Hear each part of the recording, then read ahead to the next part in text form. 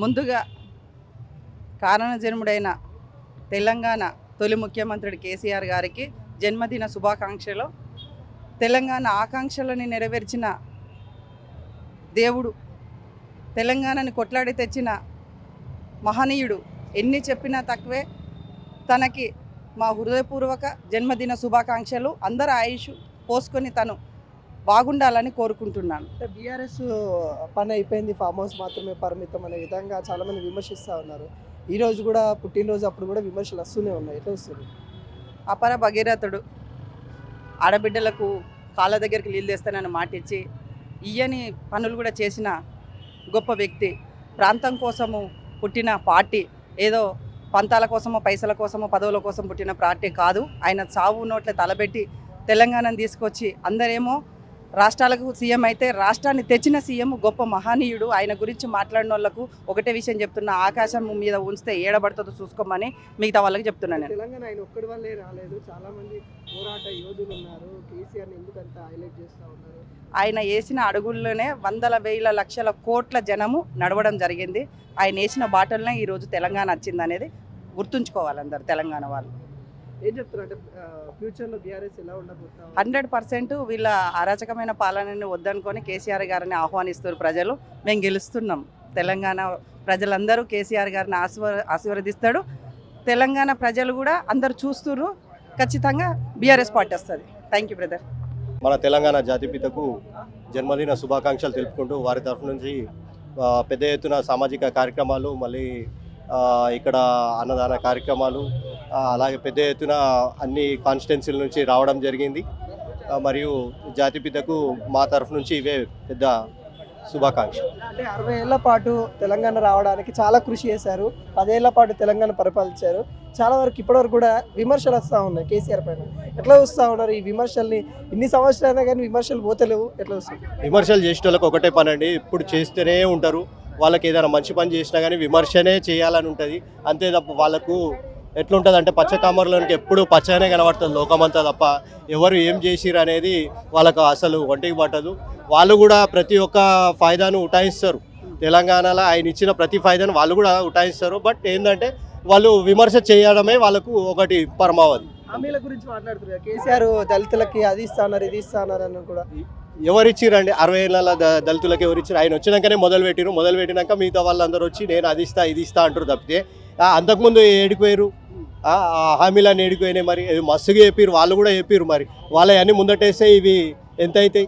ఈయన ఇచ్చేంత వరకు అయితే ఇచ్చిండు కదా, ఉన్న బడ్జెట్లోనే ఎంత ఇవ్వాలో అంత చేసిండు కదా. జై తెలంగాణ. ఈరోజు కేసీఆర్ గారు బర్త్డే సెలబ్రేషన్లో విధంగా తెలంగాణ మొత్తం ఒక పండగ వాతావరణం నెలకొల్లింది. తెలంగాణ వస్తుందా రాదన్న ఆ టైంలోనే జెండా పట్టుకొని ఏకైక వ్యక్తి బయలుదేరిన వ్యక్తి మన కేసీఆర్ గారు. ఒక తెలంగాణ గాంధీగా పిలుచుకునే మన యొక్క కేసీఆర్ గారు బాపు అని పిలుస్తూ ఉన్నాం మనం. ఎందుకంటే ఆయన సాధించిన విజయం తెలంగాణ సాధించడమే. మలి దశ కాకుండా రెండో దశగా ఆయన ప్రారంభించి తెలంగాణ వచ్చుడు నేను సచ్చుడు అన్న దిశగా ఆయన ప్రయత్నించి తెలంగాణ సాధించిన మహా వ్యక్తి, మహనీయుడు మన కేసీఆర్ గారు. ఆయన యొక్క బర్త్డే సెలబ్రేషన్స్ ఎలా ఉందంటే తెలంగాణ మొత్తం ఒక పండగ వాతావరణం నెలకొల్పుతూ ఉంది. ఒకప్పుడు తెలంగాణ అంటే తెలంగాణ పలకడానికి భయపడే టైంలో జెండా పట్టుకొని ఏకైక వ్యక్తి బయలుదేరిన వ్యక్తి కేసీఆర్ గారు. ఆయన నడుం బిగించి తెలంగాణ సాధించడం జరిగింది. అటువంటి తెలంగాణను ఈరోజు తెలంగాణ బాపు, తెలంగాణ ఈరోజు సాధించిన వ్యక్తి. ఈరోజు బాపు అంటే మీరు ఎవరు అన్నట్టు విధంగా కాంగ్రెస్ పార్టీ ప్రవర్తిస్తూ ఉన్నది. మేము గత మున్సిపల్ ఎలక్షన్లో, కార్పొరేషన్ ఎలక్షన్లో కూడా వన్ సైడ్ స్వీప్ అంటూ ఉన్నారు. వన్ సైడ్ అంటూ ఉన్నారు. వన్ సైడ్ అంటే దేనంటారు? 80 to 90% స్వీప్ చేస్తే 90% చేస్తే వస్తుంది. 40% 50% రేషియో వచ్చిన ఓట్లకే వీళ్ళు మురిసిపోతూ ఉన్నారు. కాబట్టి తెలంగాణ ప్రజలు అర్థం చేసుకున్నారు. వీళ్ళు ఇచ్చిన 6 గ్యారంటీలు 420 హామీలు ఎక్కడ కూడా అమలు కావట్లేదు. కాబట్టి ప్రజలందరూ కూడా తెలంగాణ వైపు, కేసీఆర్ వైపు చూస్తూ ఉన్నారు. మళ్ళీ కేసీఆర్ గారు రావాలి, బీఆర్ఎస్ పార్టీ రావాలి, మళ్ళీ మన బంగారు తెలంగాణ దిశగా మనం అడుగులు వేయాలంటే కేసీఆర్ గారు రావాలనే ఉద్దేశంతోనే ప్రజలందరూ కూడా గత ఎలక్షన్లో కూడా మనకు మద్దతు ఇవ్వడం జరిగింది. చూస్తూ ఉంటే ఈ 2028లో మళ్ళీ కేసీఆర్ గారు రావడం ఖాయం. కాబట్టి జై తెలంగాణ, జై కేసీఆర్. తెలంగాణ ప్రజలందరికీ కూడా జాతిపిత కేసీఆర్ గారు. ఎందుకంటే తెలంగాణ తెలంగాణ పలకడానికే భయపడే రోజుల్లో తెలంగాణ గురించి పోరాడిన వ్యక్తి కేసీఆర్ గారు. అటువంటి వ్యక్తి ఆ మహానీయుని యొక్క బర్త్డే ఈరోజు సెలబ్రేషన్ తెలంగాణ మొత్తం జరుపుకుంటా ఉన్నారు. గత ఎలక్షన్లో కూడా చూసుకున్నట్టయితే కాంగ్రెస్ ప్రభుత్వం ఉన్నప్పటికీ కూడా 80 నుంచి 90% సీట్ రావాల్సింది 40-50%కే పరిమితమైంది. కాబట్టి సిగ్గు లేకుండా ఈ కాంగ్రెస్ పార్టీ మరోసారి మేము తెలంగాణ స్వీప్ చేశామంటూ ఉన్నారు. భయపడుతూ ప్రజాబలంతో ప్రజాబలంతో పోలీస్ దౌర్జన్యంతో ఈ యొక్క ఎలక్షన్ పోరాటం జరిగింది. అయినప్పటికీ ప్రజలు కూడా మాకు మద్దతు తెలపడం జరిగింది. 2028లో మళ్ళీ మరోసారి కేసీఆర్ గారిని ముఖ్యమంత్రి కావడం ఖాయం. మేము తెలంగాణ దిశగా మేము అందరం కూడా ఆయనతో నడవడం ఖాయం. తెలంగాణ రాష్ట్రంలో ఇవాళ కేసీఆర్ గారి పుట్టినరోజు అంగరంగ వైభవంగా జరుపుకుంటా ఉన్నాము. మా ఇంట్లో సభ్యుడిగా కేసీఆర్ గారి పుట్టినరోజు ఇవాళ సెలబ్రేట్ చేసుకుంటా ఉన్నాము. ఈ కారణం ఏంటంటే గత మనం 2 దశాబ్దాలు 20-25 ఇయర్స్ కింద మనం చూస్తూ ఉంటే బిఫోర్ తెలంగాణ రాకముందు తెలంగాణ పదాన్నే బహిష్కరించిన సమయంలో అసెంబ్లీలో కూడా తెలంగాణ పదాన్ని కాదు వెనుకబడిన ప్రాంతంగా పిలవాలని చెప్పి ఆ రోజు వైఎస్ రాజశేఖర రెడ్డి ముఖ్యమంత్రి ఉన్న సమయంలో తెలంగాణ పదాన్నే వాడొద్దనే విధంగా కుట్రబడిన సమైక్య రాష్ట్రంలో కేసీఆర్ దాన్ని గ్రహించి మన రాష్ట్రము మన ప్రజలు వెనుకబడిపోతూ ఉన్నారు, నెట్టేయబడుతున్నారు, దీన్ని ఎట్లయినా మనం సాధించుకోవాలనే సంకల్పంతో ఒక్కడైనా సరే అప్పుడు పదవులకు రాజీనామా చేసి తెలంగాణ కోసం ముందుకు రావడం జరిగింది. సో అటువంటి నాయకుడిని ఈరోజు జాతిపితగా మనం పిలుస్తూ ఉంటే కాంగ్రెస్ పార్టీ నాయకులు కానీ కొంతమంది నాయకులు దీన్ని జీర్ణించుకోలేకపోతూ ఉన్నారు. ఇదే ముఖ్యమంత్రి ఇప్పుడు రేవంత్ రెడ్డి గారు అయితే ఆ సమయంలో ఉండే ఉద్యమం సమయంలో ఉవ్వెత్తున జరుగుతున్న సమయంలో వందలాది మంది విద్యార్థులు బలిదానాలు చేస్తూ ఉంటే కూడా సోయలేని ముఖ్యమంత్రిగా సోయలేని నాయకుడిగా రేవంత్ రెడ్డి ఆ రోజు తెలంగాణ ప్రజలపైనే తుపాకీ ఎక్కుపెట్టిన సమయం మనం చూసాం. చంద్రబాబు నాయుడు తెలంగాణ వ్యతిరేక అయినప్పటికీ కూడా తనకు సపోర్ట్గా నిలబడి తెలంగాణ రాష్ట్రానికి వ్యతిరేకంగా పనిచేయడం జరిగింది ముఖ్యమంత్రి. సో అటువంటి నాయకుడు ఈరోజు మన రాష్ట్రానికి ముఖ్యమంత్రి కావడం తెలంగాణకు ప్రజలకు ఇది ఎంతో సిగ్గుమాలిన చర్యగా మనం చూస్తూ ఉన్నాము. తెలంగాణ వ్యతిరేక పనిచేసిన వ్యక్తి ఇవాళ తెలంగాణకే నాయకత్వం వహించడం అన్నది ప్రజలు చేసుకున్న దౌర్భాగ్యం. ఇటువంటి వ్యక్తి మన తెలంగాణ రాష్ట్రానికి ఏం చేయబోతున్నాడు అనేది మనం 2 సంవత్సరాలు చూసినాం.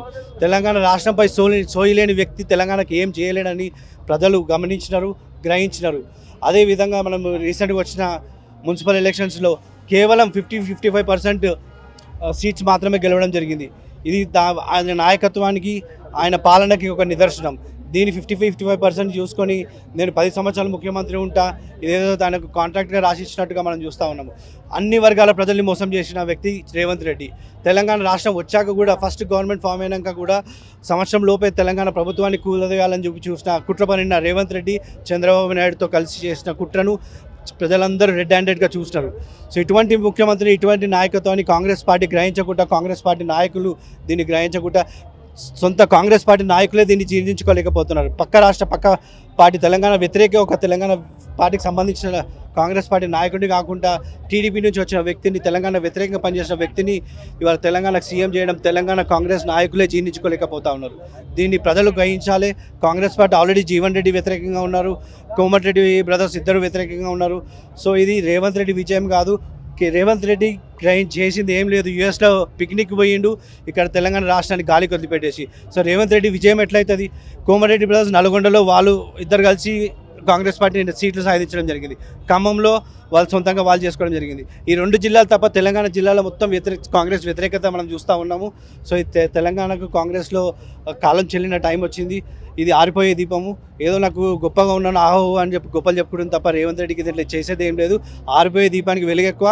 రేవంత్ రెడ్డి టైం సమాప్తం అయిపోయింది. ఈ తట్టబుట్ట సదురుకొని మళ్ళీ పక్కకి జరిగిపోవాల్సిందే.